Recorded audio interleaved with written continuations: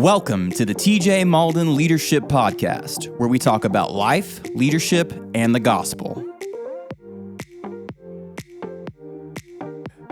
Oh, what's up, everybody? Welcome to the TJ Malden Leadership Podcast. I'm so glad that you have taken some time to hang out with me today. I just want to thank you for being here. And I have a really an interesting podcast today, and something that is uniquely I don't think overly personal, but it's pretty personal. I'm going to tell you a story really quick, and then we're going to get into it. This morning, I had probably the most interesting, weighty, strange moment, one of the most strange moments of my life. My mom, I've shared it before, my mom has stage 4 cancer, and she's been going through chemo, and she started a new chemo about a month ago, and her hair has been pretty aggressively falling out. And so it had gotten to the point to where she had to shave her head. And so today, this morning, my sister texted my other sister and I and said, "Hey, I'm going to Mom's house. It's time to shave her head, and I would love for y'all to FaceTime just to be present, be there with her." And so this morning, my younger sister Holly, and myself, we were on FaceTime, and my older sister Heather shaved my mom's head. And as I was sitting there watching this unfold, it was really strange because you think, and I've shared this, I've shared the testimony of my life before. My mom and I haven't always had the most rosy relationship, and it hasn't always been smooth sailing, and there were years of significant difficulty, and there needed to be forgiveness and reconciliation, and I, just a brief point before that, like I'll never forget this, and I almost made this whole podcast today about reconciliation and forgiveness based on this morning and that experience of watching my sister patiently and lovingly shave my mom's head, and my stepdad, he sat 2 or 3 feet away, and he would make these random jokes to try to lighten the moment of mood of like, all right, G.I. Jane or whatever. Yeah, I don't know, just, or whatever. It was just, but like to see his love for her, he's like not caring at all that the way his bride looks is fundamentally changing. And so I was thinking about that. And the first thing, I almost really did do a whole podcast on reconciliation and forgiveness, because I did for years hold animosity and bitterness and towards my mom and unforgiveness. And I think even over the last 10 years, as our relationship has blossomed and reconciled, and I've really learned to love her in a lot of ways, I think there were even over the 10 to 15 years now, the little pockets of bitterness and pockets of frustration. But I'll never forget the day that I got the call that her cancer had returned and that had metastasized to her bones, and it was all throughout her spine. It was like that moment of mortality, realizing that my mother was going to meet Jesus a lot sooner than we really anticipated. Because you don't ever plan for somebody to die. You don't ever plan. You're like, oh, I've got 20 years or 50 years, or you imagine everyone in your life living forever until they don't.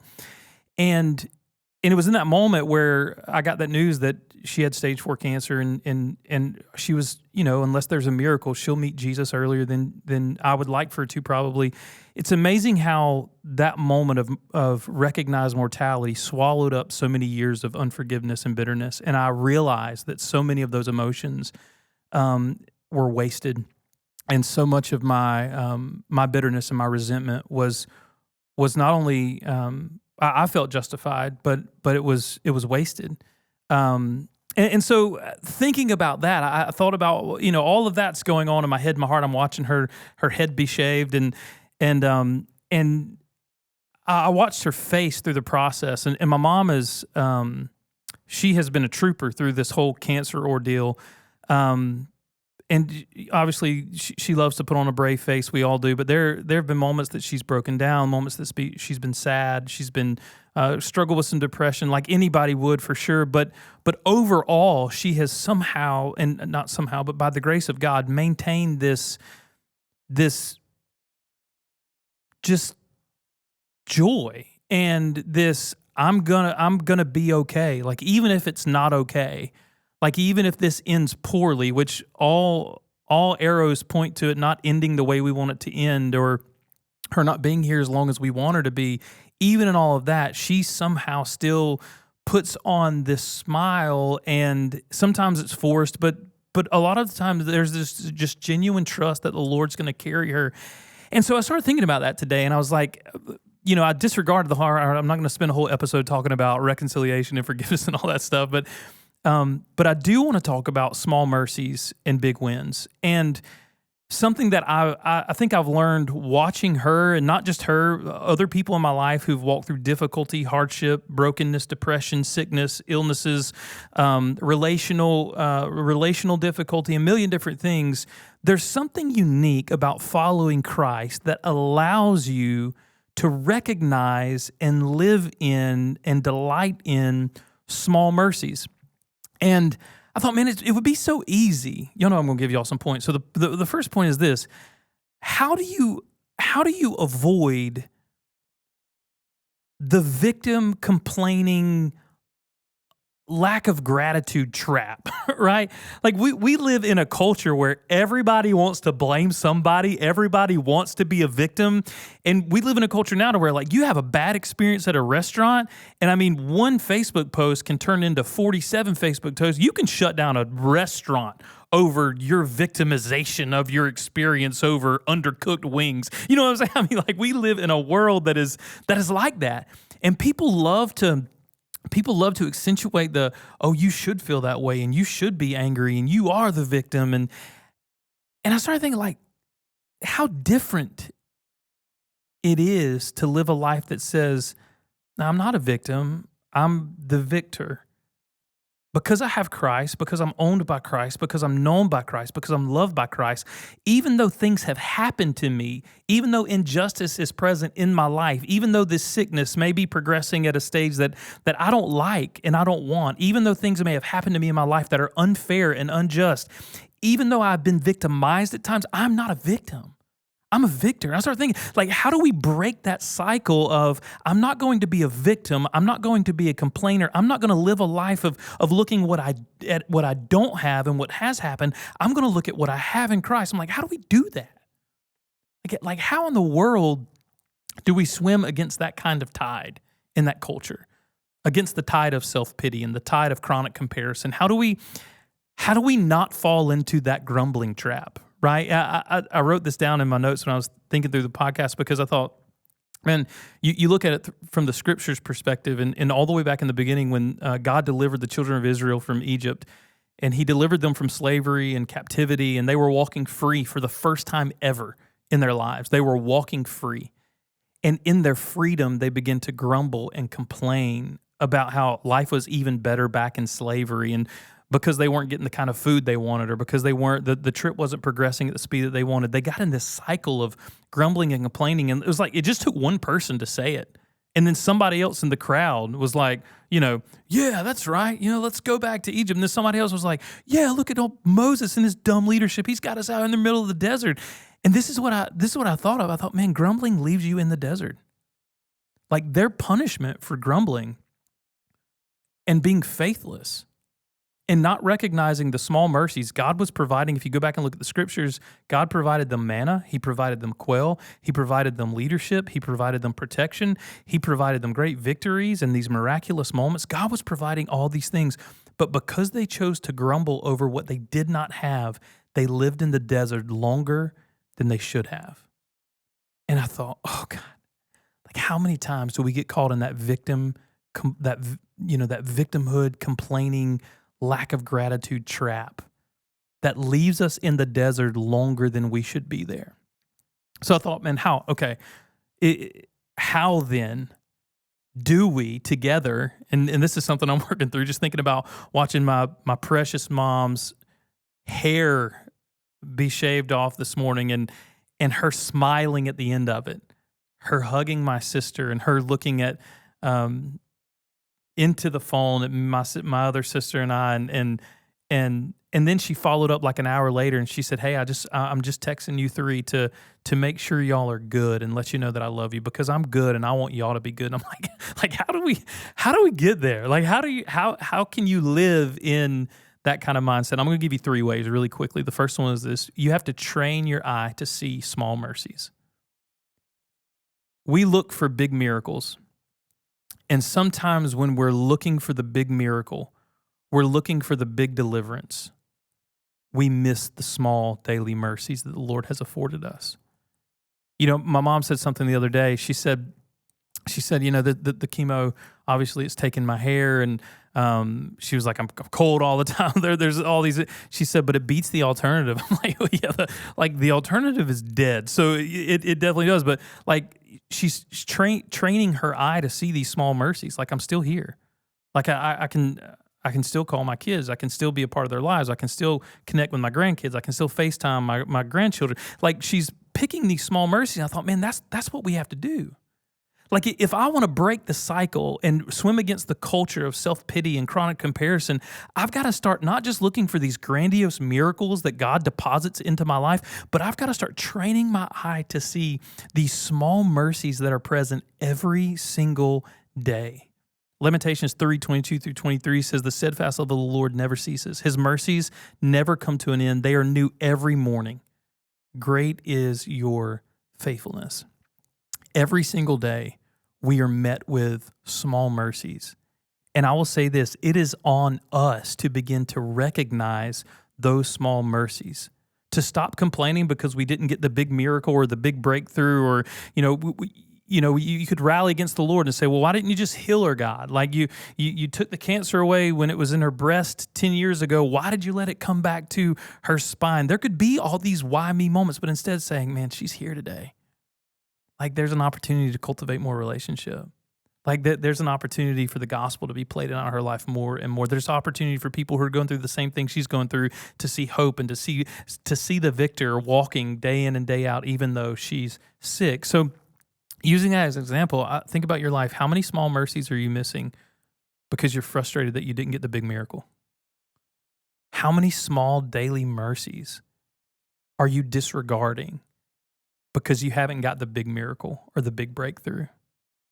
Like, and I think about this: if we believe Scripture to be true, and I believe, I hinged my whole life on this thing, that Scripture is true, like, how often do I abuse the grace of the Lord or step over the kindness of God because I refuse to see the small morning mercies, these small daily, these bundles of blessings that He's left along the path for me to pick up every single day because I don't have the big miracle? Because you didn't get the big promotion, because you didn't get the raise that you were after, or, because you didn't get the recognition that you thought you deserved, or whatever it is. You didn't get the grandiose thing, the big thing, the first place trophy. Because you didn't get that, you've disregarded all these millions of little mercies that the Lord has deposited into your life. Listen, I'm not preaching at you today. I'm guilty of it myself. I'm literally walking through this podcast thinking, God, cultivate in me a desire to recognize and to rejoice in all of these little daily mercies. This is what I believe: every day is an opportunity for you and I to see the Lord at work, to see these million little miracles, right? Million little mercies that the Lord has deposited into our lives.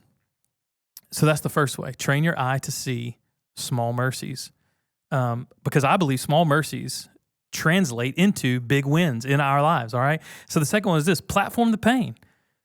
You say, well, TJ, what do you mean platform the pain? And this may not even be the best way to say this, but when you walk through difficulty, when you walk through hardship, when you walk through adversity in life, it would be very easy to play the victim, to blame someone, to say, well, if I would have had a better diet when I was younger, if I would have grown up better economically, my life wouldn't be this way. If I would have had, a better spiritual God, blah, blah, blah, blah, blah, blah, blah. Rather than finding someone to blame, platform the pain. Allow the pain in your life, allow the difficulty to be the platform that propels you to bless the Lord and bless other people in your life. I was thinking about this. Like, it would be very easy in seasons where you're walking through sickness, you're walking through cancer, you're having to shave your head, to become a hermit, to isolate yourself, to withdraw. I know in seasons of my own life, I've told you about my ringing ears a million times and how that drove me to depression, and I would isolate myself and suffer in silence. And man, I believe there's an opportunity in our lives when we begin to recognize the small mercies.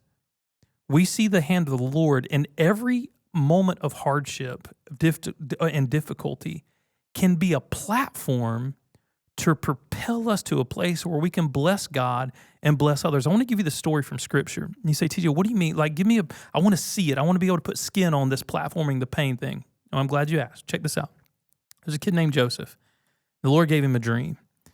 And in his dream, like, man, he recognized in his dream, and I could unpack it all for you, but basically he was going to be a leader, and his brothers were even going to bow down to him, and the Lord was going to promote him, and like God had something grand for his life. And so he was excited about it. So he started telling his brothers, he started telling everybody, and his brothers started to just hate him for it. Like, man, God is doing something in his life, and we are resenting him for it. And even when he was coming across the field in the book of Genesis, his brothers said, "Behold, the dreamer cometh." Now, that's a King James rendering, all right? Because we don't say cometh in 2025, right? But that's what they said, "Behold, the dreamer cometh." And you say, so what happened to him? Well, they sold him into slavery. They were going to kill him first, and then they sell him into slavery. And so he's sold into slavery, and then he's promoted, and he starts getting a little more freedom, and then he's wrongly accused of something, and then he's thrown back into prison, and he's in this cycle of just being brought up and then torn down, brought up and then torn down, brought up and then torn down. And you would think at some point, I would think, when I read the story of Joseph, I'm like, at some point you just like, God, that dream was wrong, right? Like, you told me you were going to promote me. You told me life was going to be beautiful. You told me even my brothers and people were going to bow down to me. And like, Lord, life has not panned out the way that it should have. But instead, when he's in prison and there's an opportunity for him to serve and use his gifts, he serves and uses gifts. And he's just faithful to the Lord, whether he's in places of authority or places of prison, places of slavery or places of freedom, places of hardship or places of ease. All his endeavor is just to be faithful to the Lord and to delight in the small mercies that God has granted him. And there's this moment where he's promoted all the way up. He's like second in command. Like, he's second under Pharaoh, man. Like Pharaoh's the dude, and then Joseph has all this authority and all this power. It's much later in his life. And a famine arises in the land, and it drives people to seek help. And his brothers come before him, and his brothers their land is starving. Their father's been broken and depressed because, his favorite son, Joseph, is supposedly dead all this time, right? And he says this to his brothers. See, all this hardship, all this brokenness, all these, what you would say, these grandiose moments of pain and hardship had actually been a platform for him to be in a position to bless his brothers and the entire people of Israel in the darkest season that they'd been through in generations. Genesis 50:20, this is what he says. He's sitting there looking at his brothers who sold him into slavery. He's looking at his brothers who wanted to kill him. He's looking at his brothers about to give them more than enough grain to take care of them and to take them through the famine. And he said, "As for you, you meant evil against me, but God meant it for good, to bring it about that many people should be kept alive as they are today." Joseph was able to see these small mercies, like to maintain not just his sanity, but his trust and his joy in the Lord. He didn't look at his circumstances. He picked up the small mercies along his life. He served when he was able to serve. He contributed when he was able to contribute. He delighted in the Lord. And in the moment that it mattered, his pain had platformed him to a place where he was able to bless God and bless others. He didn't look back on his pain and say, "Man, look, brothers, all this evil that you did against me, I'm going to use this opportunity to slight you. I'm going to use this opportunity to be bitter. I'm going to use this opportunity to remind you how much power and authority, and remind you of that dream when I said you would bow down to me. So bow down to me now." No, he didn't say that. He just looked at him and said, "What you meant for evil, the Lord meant for good." Like, in all of this bad, I see all the little mercies that the Lord has used to bring me to this place. So train your eye. You say, TJ, I want to swim against the current of self-pity and chronic comparison. And I want to navigate a world that loves to complain and loves to reproduce a self-focused victimization culture. Like, I want to swim against that tide. Train your eye to see small mercies and platform the pain. Let your pain be a platform that propels you to a place where you can give glory to God and you can bless other people. And here's the last one. I'll give it to you really quickly. Unapologetically celebrate the small mercies. Bless the Lord. Bless the Lord. Tell God thank you. I'll give you an example. Here's something for me. My ears still ring all the time. Y'all probably tired of hearing about this, but I mean, it's my podcast, so I guess you got to listen to what I say or turn it off, whatever. But like, I got to this place where I was like, Lord, it really frustrates me that my ears ring all the time. It really bothers me, but God, thank you that I can hear. Like, thank you that I can hear the voice of my wife. Thank you that I can hear the voice of my children. God, thank you that I can hear the voice of my friends. Like trying to grab a hold of these small mercies, right? Which to some people are grandiose mercies. But unapologetically begin to celebrate those small mercies. So even in your pain, even in your frustration or whatever it may be, find those things that you know are blessings from the Lord, little nuggets of grace, little small mercies that he's given you every day, and begin to bless the Lord for it. Begin to articulate those things out loud too. I would say this, here's my encouragement. I'm adding on to point number 4, all right? Here's some action steps for you, fam. Write them down and say them out loud.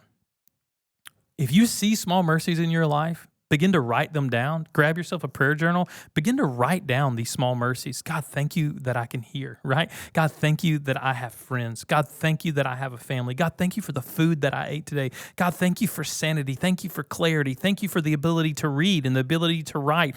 All these small mercies that we take for granted, what would it look like if we began to focus on the small mercies and articulate our appreciation to God? Unapologetically celebrate small mercies.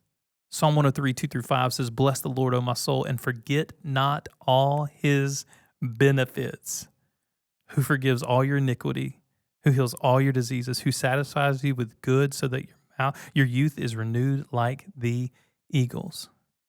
Y'all listen, hear me say this. There's so much to thank the Lord for. When I was getting to the end of penning out this podcast, and honestly, full transparency, a very rushed and hurried and what am I even going to say today kind of way, just to be honest with you. I got to the end of penning this out and I said, man, if there was nothing else, I could start today by thanking the Lord for salvation. That he lived a life that I could never live. He died in my place. He resurrected from the grave. He's seated at the right hand of the throne of God. And because of that, I get eternity with God. Because of what Jesus has done for me. Like if my health fades, if my relationships dissolved, if my job was gone, if everything in this world, if Christianity began to be persecuted in America to where we had to live out this faith completely different and some of the advantages and benefits and blessings that we experience now in America were gone from us and we were rejected by society and completely undone, probably in the way that the disciples felt, I would have salvation. I would know that my eternity is secure in the Lord. What beautiful mercy. I have a God that delights in me, that wants to know me as his son, wants to hear my prayers. What incredible mercy. I have an eternity before me that when I kick the bucket here, when my life is over, when I punch that time card, right, and I'm gone, I get to spend forever with King Jesus in a place that knows no pain, no hurt, no persecution, no worry, no stress, no anxiety, no ringing ears, nothing. Just Jesus, his presence and his glory. Y'all, I could put a period there, and that would be enough mercy to thank God for the rest of my life. But as I really begin to think about it, the list just grows and grows and grows and grows from there. So here's my encouragement. Think on the small mercies in your life. Write them down, say them out loud, and begin to swim against the current of victimization, chronic comparison, and self-pity. Open your eyes, train your eyes to see those small mercies. Platform that pain. Let it propel you to a place where you're giving God the glory and you're helping other people, and then unapologetically celebrate the small mercies in your life. And watch, I can say this, watch how God can use that to shift your attitude and transform your journey as you live your life out for Christ. Listen, I say it all the time, but I am grateful that you spend some time with me as I wrestle through these thoughts and think through these things. I pray today, my heart for you is that you would see the small mercies in your lives and how often those small mercies really are big wins. Listen, I love y'all. Thank you so much for your time. If you want to know anything about the podcast, if you want to contribute, if you want to shoot a thanks or a concern or prayer request, or you have a topic that you want us to cover, TJ Malden Leadership Podcast at gmail.com. We love you guys, and we'll see you. Thank you so much for listening to this episode of the TJ Malden Leadership Podcast, where we talk about life, leadership, and the gospel. If you enjoyed this episode, share with a friend. For more content, follow us on Instagram and YouTube. If you have any questions you would like to ask TJ, whether it is about life, leadership, or the gospel, you can email those to tjmaldenleadershippodcast@gmail.com. Thank you again for listening, and we hope you join us again on the TJ Malden Leadership Podcast.